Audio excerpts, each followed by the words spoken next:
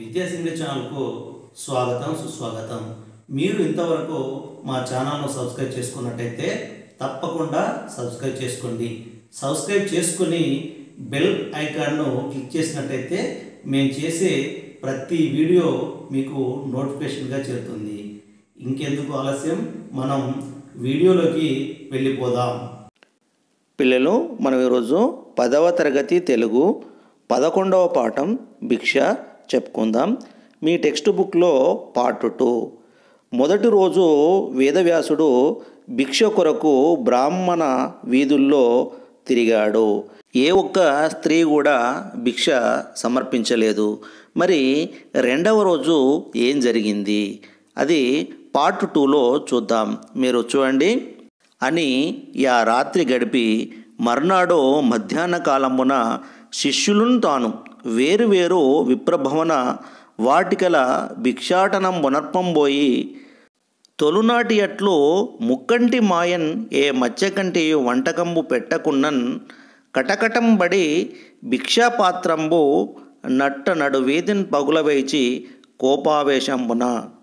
మొదటి రోజు భిక్ష దొరకపోవడం వల్ల వేదవ్యాసుడు ఆ రోజు రాత్రి గడిపి మర్నాడు మధ్యాహ్న కాలమున, మళ్ళీ తెల్లవారి మధ్యాహ్న కాలమున శిష్యులు తాను కలిసి వేరువేరు విప్రభవన వాటికల అంటే వేరువేరు బ్రాహ్మణ వీధుల్లో, వాటికలు అంటే వీధులు, విప్రభవనము అంటే బ్రాహ్మణుల ఇల్లు, బ్రాహ్మణుల వీధుల్లో భిక్షాటనం మునర్పబోయి భిక్షాటనం చేశారు, ఉనర్చారు. మరి భిక్షాటనం చేస్తే ఏం జరిగింది? తొలినాటి అట్లు ఇంతకు ముందు రోజు ఏ విధంగా జరిగిందో, భిక్ష దొరకలేదో అదేవిధంగా ముక్కంటి మాయ అంటే ముక్కంటి ఎవరు? శివుడు. 3 కన్నులు కలవాడు శివుడు. ముక్కంటి మాయచే ఏ మత్స్యకంటియు అంటే ఏ మత్స్యకంటియు అంటే చేప వంటి కన్నులు గల స్త్రీ, ఏ మీనాక్షియు కూడా వంటకంబు పెట్టలేదు, వంటకంబు పెట్టకున్నన్ కటకటంబడి చాలా బాధపడి భిక్షాపాత్రంబు అతని యొక్క భిక్షాపాత్రను నట్ట నడువీధున్ పగులవేచి కోపావేశంబున అంటే నట్ట నడివీధిలో భిక్షాపాత్రను పగలగొట్టిండు. ఎవరో? వేదవ్యాసుడు. చూడండి ఏం జరిగింది తర్వాత.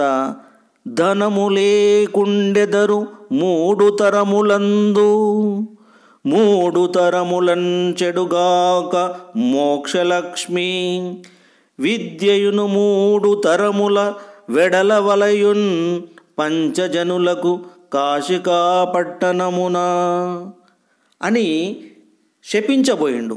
ఎవరిని? కాశీ పట్టణాన్ని, కాశీ పట్టణంలో ఉండే మనుషులను శపించబోయిండు. ఏమని?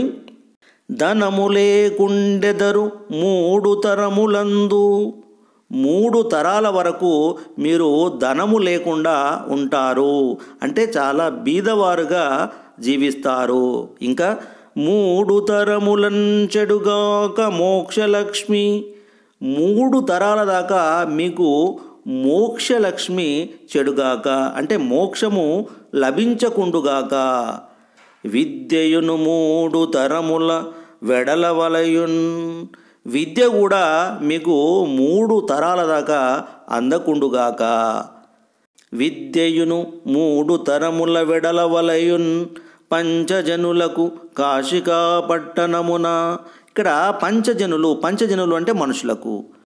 మానవ శరీరము పంచభూతముల వలన నిర్మించబడింది కాబట్టి పంచజనులు అంటే మనుషులు. అంటే వేదవ్యాసుడు కాశీపట్టణంలో నివసించే మనుషులకు 3 తరాల దాకా ధనము లేకుండుగాక 3 తరాల వరకు మోక్షలక్ష్మి చెడుగాక అంటే మోక్షము లభించకుండుగాక 3 తరముల వరకు కాశీ పట్టణంలోని ప్రజలు విద్యకు దూరమవుదురుగాక అని పారాశర్యుండు క్షుత్పిపాస పరవశుండై శపింపందలంచు నవసరంబున ఒక్క విప్రభవనంబు వాకిటన్ పార్వతి ప్రాకృత వేషంబున అని ఆ విధంగా వేదవ్యాసుడు అంటే పరాశర్యుడు అంటే పరాశర మహర్షి కుమారుడైన వేదవ్యాసుడు క్షుత్ పిపాస పరవశుండై, క్షుత్ అంటే ఆకలి, పిపాస అంటే దప్పికలు, ఆకలి దప్పికలచే బాధపడిన వాడై అంటే పరాధీనుడైన వాడై, పరవశుండై అంటే పరాధీనుడైన వాడై శపింపందలచు అవసరమున అంటే శపించబోయే సమయములో ఏం జరిగింది? ఒక్క విప్ర భవనంబు వాకిటన్ పార్వతి ప్రాకృత వేషంబున ఒక బ్రాహ్మణ మందిరం యొక్క ఇంటి ముందు వాకిట్లో పార్వతీదేవి ఒక సాధారణ స్త్రీ రూపంలో నిలబడి ఉంది. ప్రాకృత వేషంబు అంటే సాధారణ స్త్రీ రూపము. ఇప్పుడు ఇందులో కొన్ని కఠిన పదాలకు అర్థాలు చూద్దాం. మీరు స్క్రీన్పై చూడండి. మత్స్యకంటి చేప వంటి కన్నులు గల స్త్రీ మీనాక్షి, కటకటంబడి బాధపడి, పంచజనులు అంటే మనుషులు, పంచభూతముల వలన పుట్టినవారు, పరాశర్యుడు వేదవ్యాసుడు, పరాశర మహర్షి కుమారుడు, క్షుత్పిపాస ఆకలి దప్పికలు, పరవశుండై పరాధీనుడై, ప్రాకృత వేషంబు సామాన్య స్త్రీ రూపము. పిల్లలు తర్వాత పద్యం చూడండి. ఇది ముఖ్యమైన పద్యం, చుక్కున్న పద్యం, 9వ పద్యం చూడండి. నేను ఒకసారి చదువుతాను. వేద పురాణ శాస్త్ర పదవీ నదవీయసి అయిన పెద్ద ముత్తైదువ కాశికా నగర హాటక పీఠ శిఖాదిరూఢ అయ్యాదిమశక్తి సంయమివరాయిటు రమ్మని పిల్చే హస్త సంజ్ఞాధరలీల రత్న ఖచితాభరణంబులు గల్లు గల్లనన్. పిల్లలు ఇప్పుడు పద్యాన్ని కొంత వివరిస్తాను, మీరు చూడండి. వేద పురాణ శాస్త్ర పదవీ నదవీయసి అయిన అంటే వేద పురాణ శాస్త్ర, వేదాలు పురాణాలు శాస్త్రాలకు సంబంధించిన జ్ఞానము కలిగినటువంటి, పదవి అంటే జ్ఞానము, వేదాలు పురాణాలు శాస్త్రాలలోని జ్ఞానానికి నదవీయసి అయిన దగ్గరగా ఉన్నటువంటి అంటే వేద పురాణ శాస్త్ర జ్ఞానానికి దగ్గరగా ఉన్నటువంటి జ్ఞాన స్వరూపిణి అయినటువంటి పెద్ద ముత్తైదువ, పెద్దదైన ముత్తైదువ, కాశికా నగర హాటక పీఠ శిఖాదిరూఢ అంటే కాశికా నగర, కాశీనగరం అనేది హాటక పీఠ, హాటకము అంటే బంగారము, పీఠము అంటే ఇక్కడ సింహాసనము, హాటక పీఠ, హాటక పీఠ అంటే ఇక్కడ బంగారు పీఠము యొక్క శిఖాదిరూఢ, శిఖరాన్ని అధిరోహించిన, శిఖరం మీద కూర్చున్నటువంటి ఈ ఆదిమశక్తి, ఆ ఆదిశక్తి స్వరూపిణి పార్వతి ఏమని పిలిచింది? సౌమ్యమివరా, ఓ మునీశ్వర ఇటు రమ్మని పిలిచే, ఇలా రా అని పిలిచింది. మరి ఆ పిలుపు ఎలా ఉంది? హస్త సంజ్ఞాధరలీల అంటే హస్త సంజ్ఞ అంటే చేతి సైగతో, సంజ్ఞ ఆదర ఆదరంతో, లీలన్ ప్రేమతో అంటే ఆదరంగా ప్రేమతో చేతి సైగతో ఇలా పిలిచింది. అప్పుడు పిలిచినప్పుడు ఎలా ఉంది? రత్న ఖచితాభరణంబులు గల్లు గల్లనన్, ఆ చేతికి ఉన్నటువంటి రత్న ఖచితాభరణంబులు అంటే రత్నాలచే పొదగబడిన ఆభరణాలు గల్లు గల్లు అని శబ్దం చేస్తుండగా ఆ సామాన్య స్త్రీ రూపంలో ఉన్న పార్వతీదేవి ఎంతో ఆదరముతో ప్రేమతో ఓ మునీశ్వర ఇటు రమ్మని సైగ చేసి పిలిచింది. ఇప్పుడు ప్రతి పదానికి అర్థం చూద్దాం, అది అన్వయ క్రమంలో ఉండాలి. చూడండి. వేద వేదాలు, పురాణ పురాణాలు, శాస్త్ర శాస్త్రాలు నిర్దేశించిన, పదవీ జ్ఞానమునకు, నదవీయసి అయిన దగ్గరగా ఉన్న అంటే దూరం కాని, పెద్ద ముత్తైదువ, పెద్దదైన ముత్తైదువ, ఇల్లాలు. కాశికానగర, కాశీనగరము అనేది హాటకపీఠ, స్వర్ణపీఠం యొక్క శిఖ, శిఖరమునందు అధిరూఢ, అధిరోహించియున్న అయ్యాదిమశక్తి, ఆ ఆదిశక్తి స్వరూపిణి. హస్త సంజ్ఞ, చేతి సైగతో.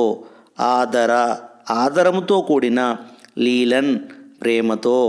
రత్న ఖచిత, రత్నాలతో పొదుగబడిన ఆభరణంబులు, నగలు. గల్లు గల్లనన్, గల్లు గల్లుమని శబ్దం చేయగా. సంయమివర, ఓ మునీశ్వర, ఇటు రమ్మని, ఇటువైపు రమ్మని పిల్చెన్, పిలిచింది.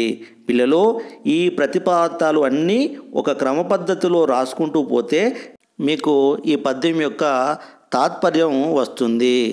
మీరు ఈ తాత్పర్యాన్ని కూడా మీరు స్క్రీన్పై చూడండి. వేద పురాణ శాస్త్రాలు నిర్దేశించే జ్ఞాన స్వరూపిణి ఆ ముత్తైదువ కాశీనగరం అనే స్వర్ణపీఠం శిఖరాన్ని అధిరోహించి ఉన్న ఆదిశక్తి చేతికి ధరించిన రత్న కంకణాలు గల్లు గల్లుమనేటట్లు ఆదరముతో చెయ్యి ఊపుతూ ఓ సంయమీంద్ర ఇటురా అని పిలిచింది. ఇది సంక్షిప్తంగా భావం. పిల్లలు, తర్వాత మరో ముఖ్యమైన పద్యం, చుక్కున్న పద్యం, 10వ పద్యం మీరు స్క్రీన్పై చూడండి. ఆకంఠంబుగనిప్పుడు మాధుకర భిక్షాన్నంబు భక్షింపగా లేకున్నన్ కడు అంగలార్చదవు మేలే లెస్స శాంతుండవే నీకంటెన్ మతిహీనులే కటకట నీవారముష్టింపచుల్ శాకాహారులున్ కందబోజులు శిలోంచ ప్రక్రముల్ తాపసుల్. పిల్లలు, ఇప్పుడు పద్యాన్ని కొంత వివరంగా చెప్పుకుందాం. చూడండి. ఆకంఠంబుగనిప్పుడు మాధుకర భిక్షాన్నంబు భక్షింపగా లేకున్నన్. ఈ మాటలు ఎవరంటున్నారు? ఒక సామాన్య స్త్రీ రూపంలో ఉన్నటువంటి పార్వతీదేవి వేదవ్యాసంతో అంటుంది. ఇక్కడ చూడండి. ఆకంఠంబుగనిప్పుడు, ఇప్పుడు నీకు గొంతు దాకా తినడానికి మాధుకర భిక్షాన్నంబు అంటే మాధుకర భిక్ష భక్షింపగా లేకున్నన్ అంటే తినడానికి దొరకలేదని. కడు అంగలార్చెదవు మేలే, కడు అంటే మిక్కిలి, అంగలార్చెదవు మిక్కిలి చిందులు వేస్తున్నావు, మేలే ఇది మంచిదేనా నీకు, లెస్స బాగున్నది, శాంతుండవే నీవు శాంత స్వభావుడవా, నీకంటెన్ మతిహీనులే కటకట, కటకట అయ్యో నీకంటెన్ మతిహీనులే, నీవార ముష్టింపచుల్ శాకాహారుల్ కందబోజులు శిలోంచ ప్రక్రముల్ తాపసుల్. నీవార ముష్టింపచుల్ పిడికెడు వరిగింజలతో జీవనాన్ని గడిపేవారు, శాకాహారులున్ శాకాహారం మాత్రమే భోంచేసేవారు, కందబోజులు దుంపలు మాత్రమే తిని బ్రతికేవారు, శిలోంచ ప్రక్రముల్ అంటే ఇక్కడ శిలా ప్రక్రముల్ ఉంచ ప్రక్రముల్. శిలా ప్రక్రముల్ అంటే పొలాల్లో రాలిపడిన గింజలు ఏరుకొని బ్రతికేవారు, ఉంచ ప్రక్రముల్ అంటే రోళ్ల దగ్గర చెదిరిపడ్డ బియ్యపు గింజలను ఏరుకొని జీవనం సాగించేవారు. వీళ్ళంతా నీకంటే మతిహీనులే, నీకంటే తెలివి తక్కువారా.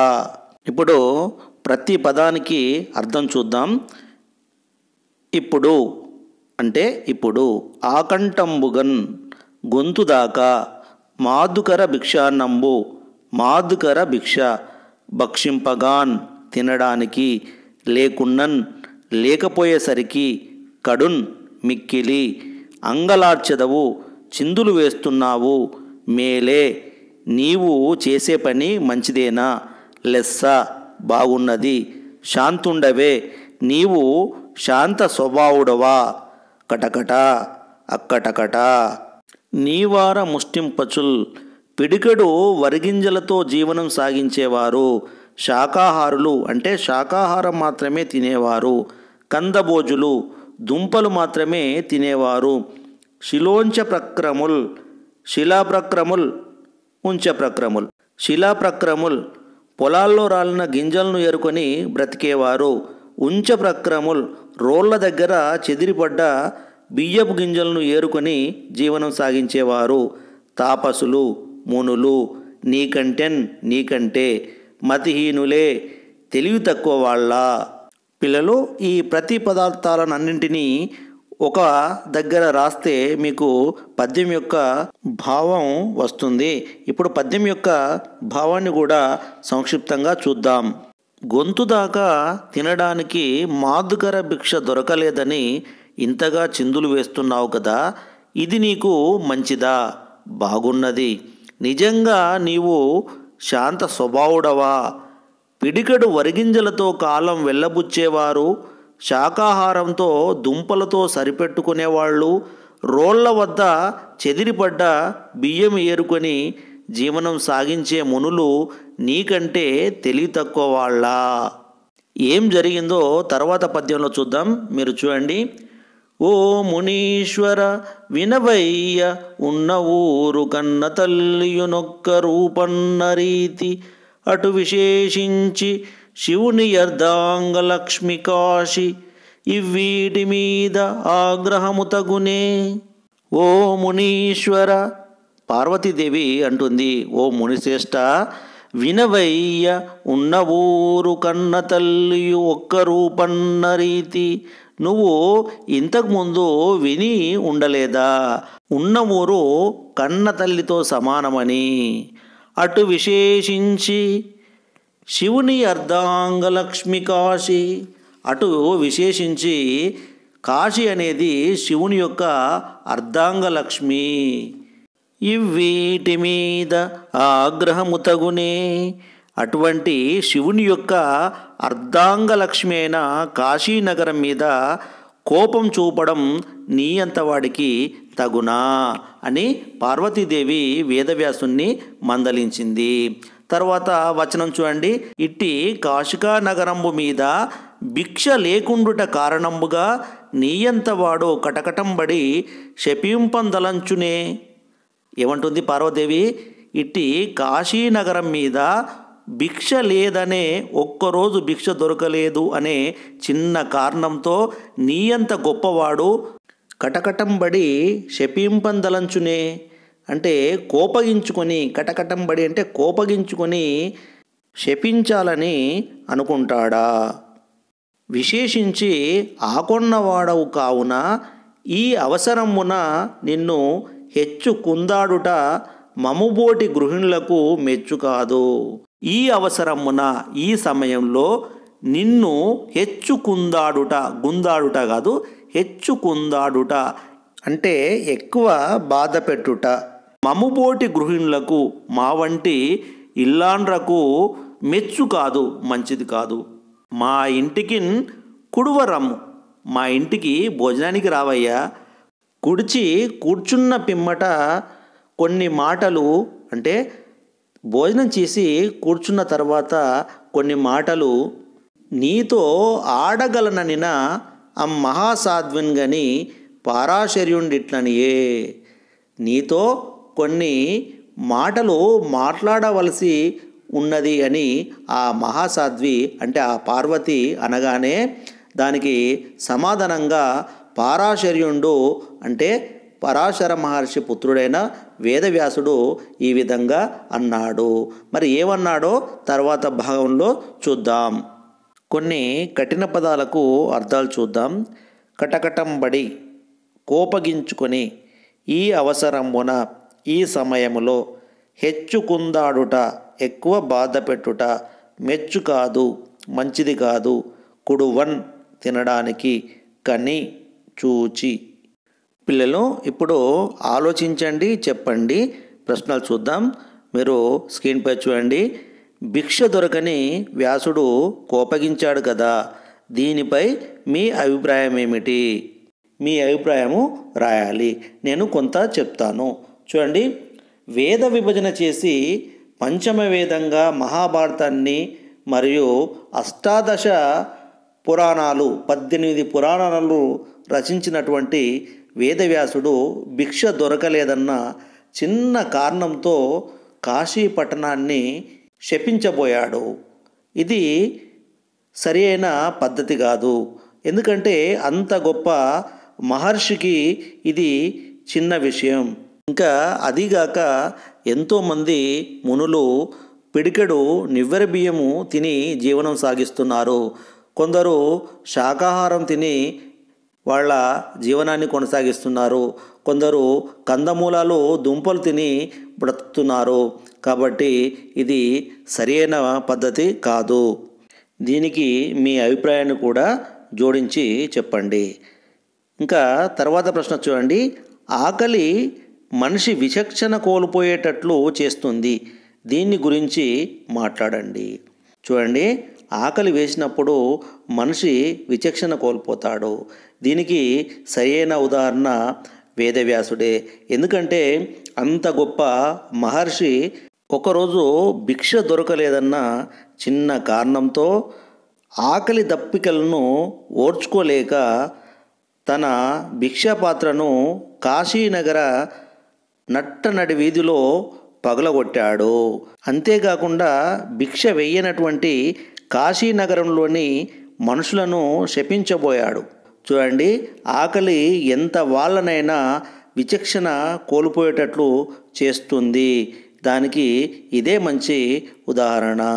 తర్వాత ప్రశ్న చూడండి, ఉన్న ఊరు కన్న తల్లితో సమానమని ఎందుకు అంటారు? మనకు కన్న తల్లి సకల సౌకర్యాలను కల్పిస్తుంది. మన ఎదుగుదలకు ఎంతో సహకరిస్తుంది. అదేవిధంగా మన ఉన్న ఊరు కూడా మనకు అన్ని వసతులు కల్పిస్తుంది. మనం చక్కగా ఎదగడానికి ఉన్న ఊరు ఎంతగానో ఉపయోగపడుతుంది. ఉన్న ఊరిలోని ప్రజలు కూడా మనకు ఎంతగానో సహకరిస్తారు.